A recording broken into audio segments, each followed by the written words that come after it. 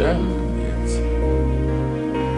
I think it's been a while since I did a video about cars, you know. I feel like I'm losing my touch. Anyway, we must sort that out. Anyway, what's up guys, welcome back. Thank you so much for tuning in, and I really appreciate you guys take your time and tune into my channel and watch my video. So if you haven't subscribed, do yourself a favor, go down on the red button below, click on the red button to subscribe, and make sure that you hit the notification button so that you get notified when I upload video. So in today's video is the day that I show you guys my daily driver in terms of the machine that I'm using for my work as well as productivity. So like I said on my previous video, I'm no longer using that Dell XPS 13, and the reason why is because of the size, factor number one, as well as the security features around it. So the machine that I've switched to, it's the HP 840 G5, which is the machine right here in front of me.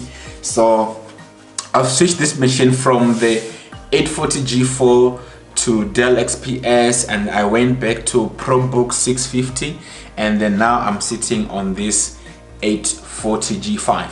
So the reason why I picked this machine, especially over the Dell XPS, like I said on that video, that machine has a 4K display and it has 8 gig graphics card, which is a good thing. But I decided it's gonna look like a little bit of a downgrade when you look at that perspective. But however, let me give you the rundown of this machine. So the HP 840 G5 has, firstly, it has 14-inch display screen, which is more than the 13.3 inch on the Dell XPS 13, and then it has 512 SSD, which is, well, the same as the Dell, and then it has 16 gig memory, which is the same as the other one, and this has 6 gig graphics, and then the Dell had 8 gigs, so which means it's like 2 gig extra. But I mean, anyway, I didn't care about that. It's because the other one is 4K, so this one is not 4K. But the reason why I chose this one is because the Dell didn't have a fingerprint reader, which is something I use the most.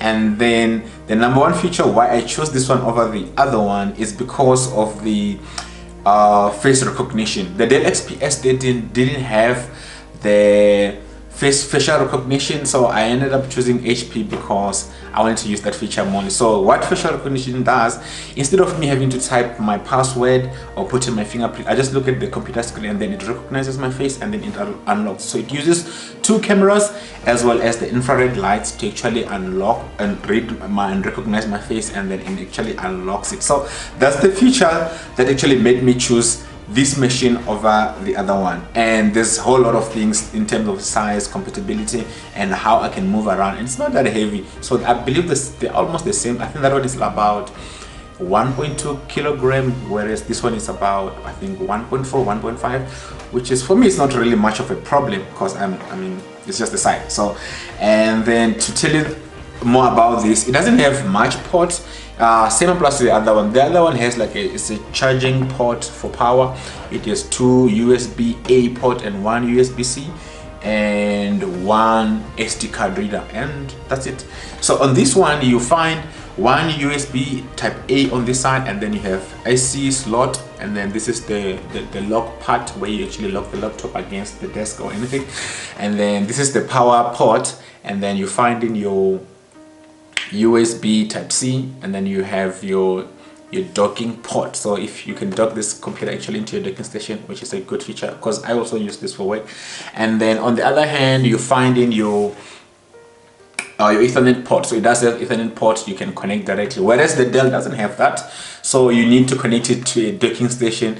And to tell you that, the docking station for the Dell, it's actually bigger than the laptop. The shape looks like a 4 terabyte Seagate external hard drive, which is like, I don't know, it's just something crazy. So it has all the ports caged into the docking station as opposed to the laptop itself, which is a lot of work, which means you're going to need a lot of converters to actually convert all kinds of connectors that you want to connect into the laptop. And another port on this one is the HDMI. It does have HDMI, so which means I can convert from HDMI to VGA as well as to DisplayPort. And then it has another USB type A, and then headphone jack, and then SIM card slot.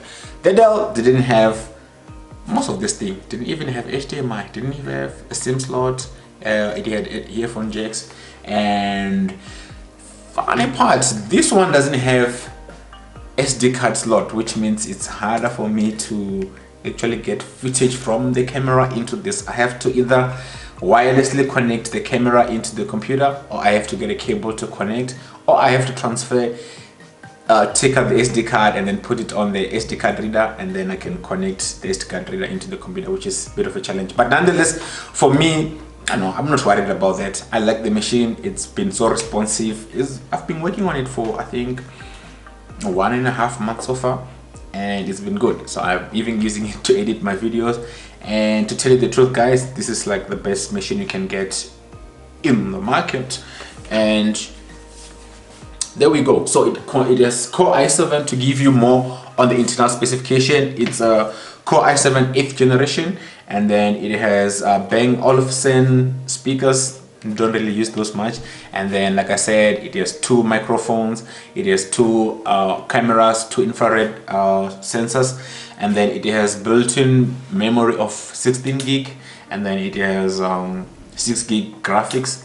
It has 512 SSD storage, and that's pretty much about it. It doesn't have DVD drive, so you know, the slimmer the laptop or the smaller the laptop, the less chances of getting that. I think most of the laptops that they're doing nowadays, you no longer get those, but I mean, it's not a problem for me. Anyway, guys, that's it about this machine. It's gonna be my daily driver for now, and I really want to get a Mac, but because of the work that I do and the software that I use and run on this machine, I'm not able to get the Mac right now. But I'm actually working on my ways to actually keep this machine and then get the Mac on the other side. So I hope in 2 months or so I'm gonna be able to get a MacBook Pro, which I'm gonna work with for my videos as well as graphic designing and all those kind of things. So these 2 machines will work together. This one I'll keep it for the software that I use for my work purposes, and that one I will use it more for my digital stuff. So anyway, thank you guys so much for watching, and I'll see you guys on my next video. I just want to hear what you guys think about this machine. Let me know if you have any better recommendation. Should I get a Mac? Should not? What's your take on this one? And I will see you on my next video. Goodbye and bye.